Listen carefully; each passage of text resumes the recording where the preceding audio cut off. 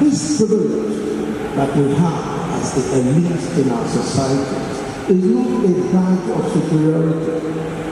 It is a debt that we owe to our society. It comes with enormous responsibility, and the only honest way to repay it is through service. There is no great nation that at one point in time or the other in its history has not had to have leaders and elites that said we must put service to our country over our personal agendas and well-being.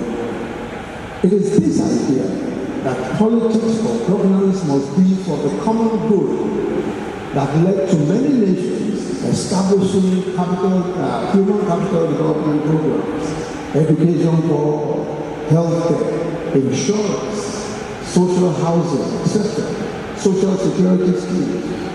So free education, for example, universal healthcare, are not just policy choices.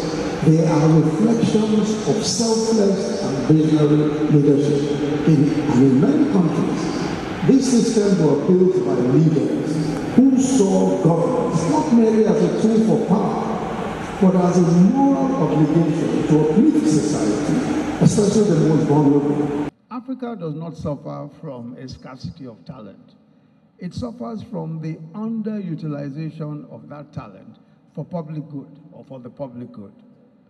And we, the elite, and when I say the elite, I refer to those of us who have had the privilege of education, sometimes the privilege of influence, sometimes just the privilege of leadership in whatever state or category. It is this elite that determines where a society goes.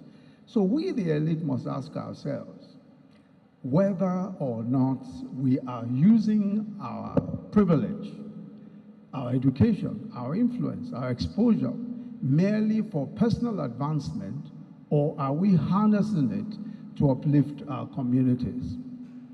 It is often said that Nigerians are individually some of the most successful persons in the world. And that is true in the professions, in business, and even in public service. It appears that in the pursuit of our personal ambitions, we're able to make phenomenal achievements. But when it comes to organizing ourselves as communities and working together to execute even physical infrastructure, to service our businesses, to service our social activities, to provide public goods for ourselves, to set the rules for justice and implement them faithfully, to secure our societies from internal or external